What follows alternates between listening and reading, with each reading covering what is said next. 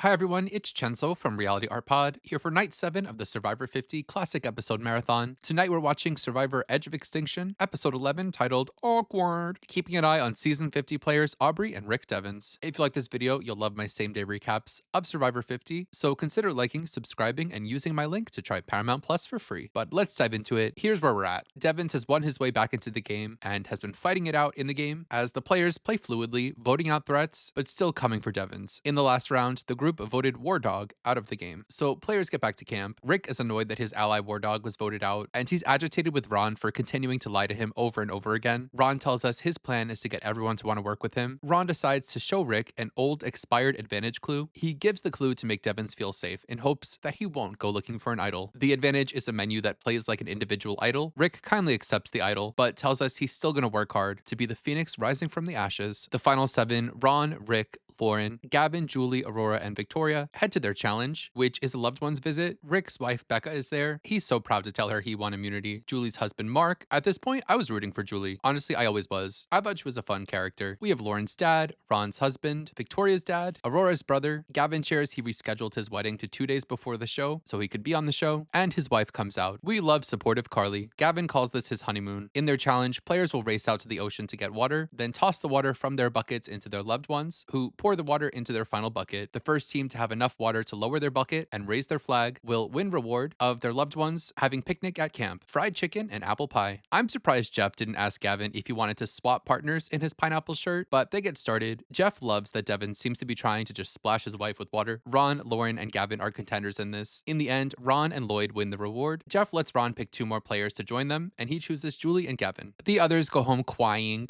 Victoria even says the decision makes her rethink her relationship with Ron. But on the reward, the winners have a great time enjoying the support of their loved ones. Gavin leaving his wife to go on Survivor is the most interesting thing about him in general. Ron tells his husband that he's running the game, and Ron tells us he picked Julie and Gavin to get their loyalty. They talk game, deciding that Devens definitely has to go if he loses immunity. Groundbreaking. Back at camp, Devin continues to look for an idol. In the shelter, the others go through his bag. He catches them and chants, "Awkward." Oop, he said the thing. The others don't care that he caught them. Aurora says she doesn't feel awkward at all. Rick is happy that Aurora didn't find the advantage clue that Ron gave him that isn't even real. Devens is more motivated now to find something than before, so he gets back to hunting. And of course, he finds a clue to a hidden immunity idol in the trees at their shelter. He does a jig to celebrate. Night falls on camp. Devens decides to get the idol while the others dream of voting him out. He shimmies up the tree and gets the idol, telling us he's on top of the moon. Cut to the moon. The editors really thought they were eating. They head to their immunity challenge, holding themselves up on narrow footholds. Second time we're seeing this challenge in this marathon. The last player standing wins immunity. They get started. Devens offers everyone who lets him win a spot in his final 3, which Lauren rolls her eyes at. When he falls first, Lauren giggles. He continues to heckle from the sidelines, telling Aurora when he's gone, she's in the bottom. She doesn't want to hear it. Ron is out next. He and Devens whisper, with Ron telling Devens he'll target Aurora tonight. Victoria's out next, followed by Julie and Aurora. It all comes down to Lauren and Gavin, but in the end, Gavin wins his second individual immunity. Ron tells us this worked out perfectly because Devens lost immunity, and once Devens plays the fake advantage he gave him, they can finally vote him out. Back at camp, no one's talking, all assuming they're voting for Rick and icing him out. Rick sees his only hope as Ron. If Ron is being true to him, Ron and his sidekick Julie assure Devens the advantage is real and they're voting for Aurora. Ron and Julie fill Gavin in, just in case Rick plays an idol. Devens vote for Aurora will send her home. Victoria and Lauren strategize, considering Ron as a secondary target instead of Aurora, still annoyed that Ron didn't take them on the reward. Aurora tells the girl she has an extra vote and would be willing to give her extra vote to Gavin if he votes with them, because she can't use it herself if she's voted for in a tie, choosing Gavin for this because he has immunity and would definitely vote again in a revote. They fill Gavin in on the vote for Ron. He's torn because Ron just brought him on the reward. Heading to Tribal, Devens gives a news report. Dun dun dun dun dun dun. Who will go home? Stay tuned for the details. I'm Rick Devens, and that's our top story at Vada Beach.